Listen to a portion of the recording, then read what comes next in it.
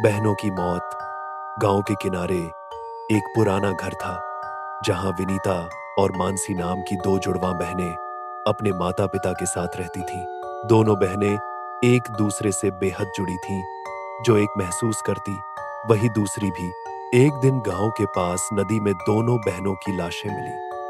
कहा गया कि वो खेलते खेलते पानी में डूब गईं, पर माँ बाप को यकीन नहीं था। माँ तो रोते रोते पागल हो गई और पिता ने खुद को कमरे में बंद कर लिया। लेकिन बहनों की मौत के बाद उस घर में अजीब घटनाएं शुरू हो गईं। रात को कमरे में खिलौने अपने आप हिलते, दीवारों पर बच्चों की हंसी गूंजती और रात के ठीक 12 बजे वो कमरे की खिड़की खुल जाती जहां बहनें सोया करती थीं।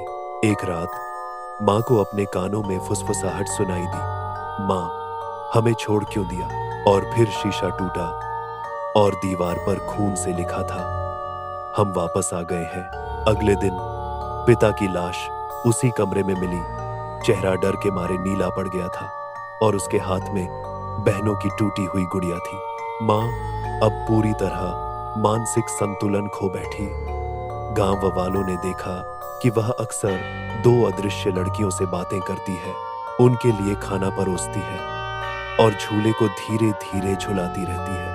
एक पुजारी को बुलाया गया, पर जैसे ही उसने पूजा शुरू की उसके गले से आवाज ही गायब हो गई। वो बस कांपता रहा और वहां से भाग गया। अब वो घर बंद पड़ा है, पर रात में वहां से अब भी दो बहनों की खिलखिलाती हंसी और छोटी छोटी पैरों की आवाजें आती हैं।